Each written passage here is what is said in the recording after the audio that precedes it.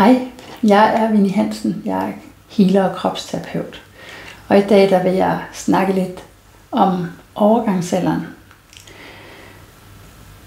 Så hvis du står på tærsklen til overgangsalderen, eller hvis du allerede er landet der, så lyt med.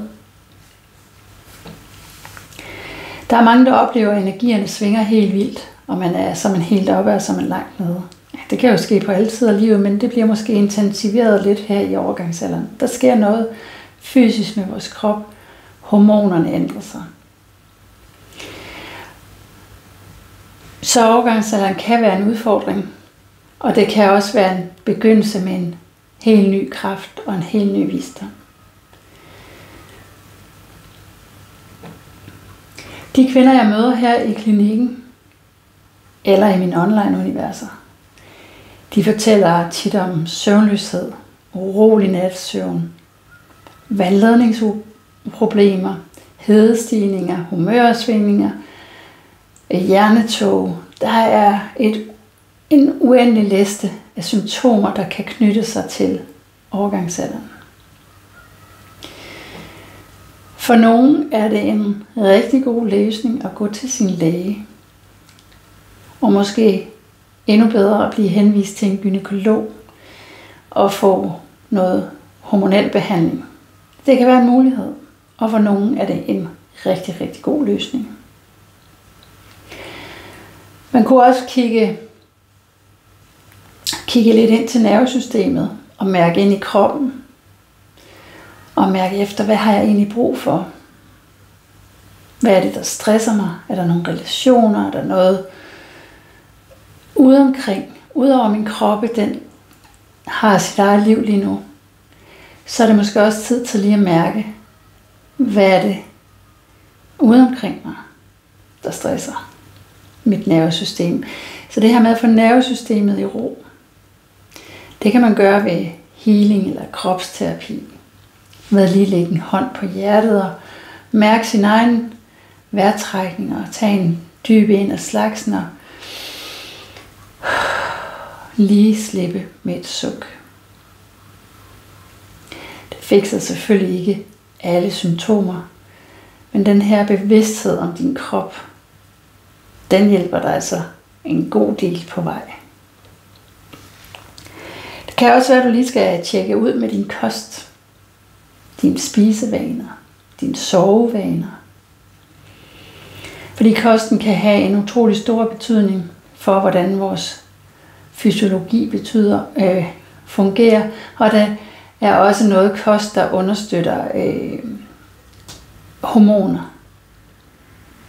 Så det kunne også være en vej at kigge, at få. Og der kan også være noget, du lige pludselig ikke tåler så godt mere, eller ikke bryder dig så godt om mere. Så lyt til din krop. Hør, hvad fortæller den dig egentlig? Er det tid til at sadle en lille smule om på det område? Det kunne være. Så overgangsalderen kunne være, som jeg ser det, er den det, en invitation til at stoppe op og lytte til dig selv. Og sætte din egen trivsel først. Det handler ikke kun om kroppen. Det handler også om at stå stærkt i dig selv. Så vi vil gerne have trukket visdomskvinden i dig frem. Vi vil gerne have dig til at stå i en power-energi. Jeg tror ikke på, at overgangsalderen er en afslutning. Jeg tror, det er en ny begyndelse. Det er en tid, hvor du får lov at slippe gamle roller og træde ind i en ny kraft. Og nogle af de gamle roller kunne jo være, at børnene flytter hjemmefra. Hvem er du så, når du ikke skal servicere Gud og hver mand? Og jeg håber, I synes, det er okay, at min hane vil snakke med derude. At børnene flytter hjemmefra, hvem er man så? Og hvordan er vi så i parforholdet og i den relation? Så der kommer et skifte på mange planer i den her tid i livet. Og der er måske også nogle kollegaer, eller nogle veninder, eller nogle andre relationer, nogle i familien, måske du har brug for lige at sætte foden ned over for at sige, ja, sådan kunne du koste rundt med mig, da jeg var 25, men den holder altså ikke længere. Jeg ved godt, hvad jeg står for. Det er okay. Du må godt stå i din power. Du må godt lyse af din indre urkvinde. Så det er en tid til at finde indre frihed, visdom og styrke. Tag poweren hjem. Så hvis du står midt i overgangsalderen, så husk, du er ikke alene. Der er rigtig, rigtig mange, der er med på den rejse. Og du behøver ikke at kæmpe imod. Der er hjælp at hente, så du kan finde din balance. Og der er hjælp at hente. Hvad enten du vælger den ene eller den anden vej. Om du vælger at støtte dig op af kost, eller healing, eller kropsterapi, eller måske vælger lægen og gynækologen. Alt andet lige, så er du nødt til at sætte dig på dagsordenen.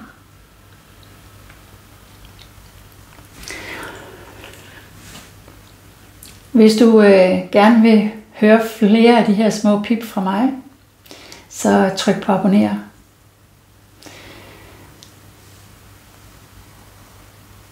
Fordi så får du de her tips og små hints og healinger, der kommer løbende nye til.